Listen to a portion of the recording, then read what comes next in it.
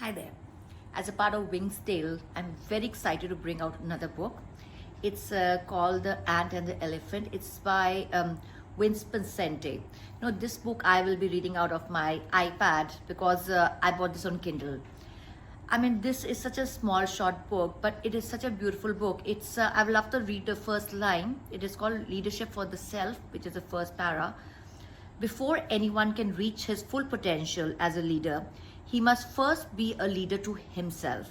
He must capitalize on his innate talents, strengths, challenge the habits that hinders his growth, and manage the fears and negative emotions that frequently keep him from realizing his goals.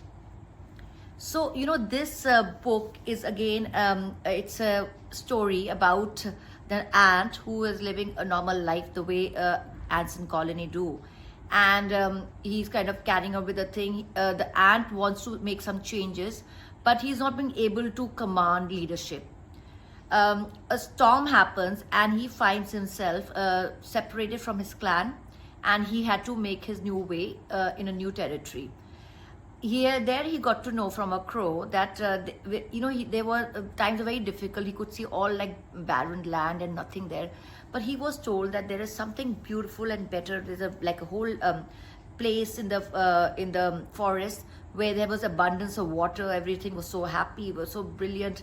So he really longed to go there, and the story unfolds in this form where he meets there is another elephant who's again part of the herd, and there he's been told by his parents that to stay in this the dry lands because they say this is a tried and tested territory, and anything beyond that is something which is not great, and he can get in trouble, and there can be different kind of dangers attached.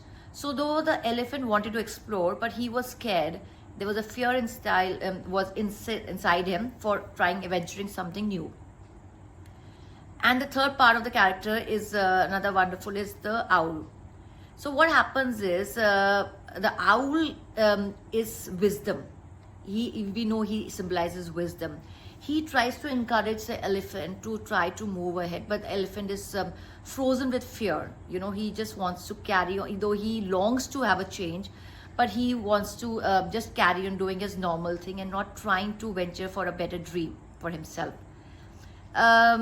As it would have happened, the ant was really wanting to try to make a change. When the ant meets the owl is the turning point of the story. The owl shows the ant that his life, that he had been actually where he thought he was colony was. He was on top of the elephant. He was living his life there. He was at the tail of the elephant, and now with the storm, he had moved to the front. He showed him that his life, what he had seen, was just in the whole back of the elephant. Here, what the whole symbol of this whole book is. The ant, it depicts our our conscious mind, and the elephant depicts a subconscious mind.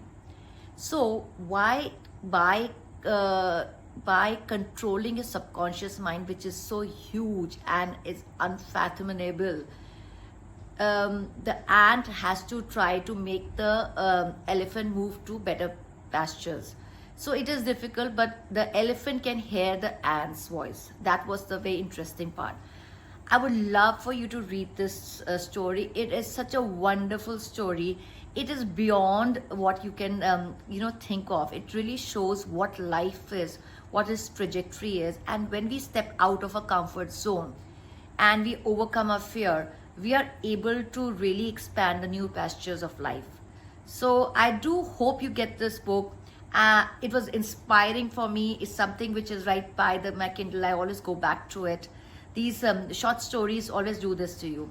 And I hope this inspires you to try something new, which was, keeping you back and not letting you really expand your whole potential.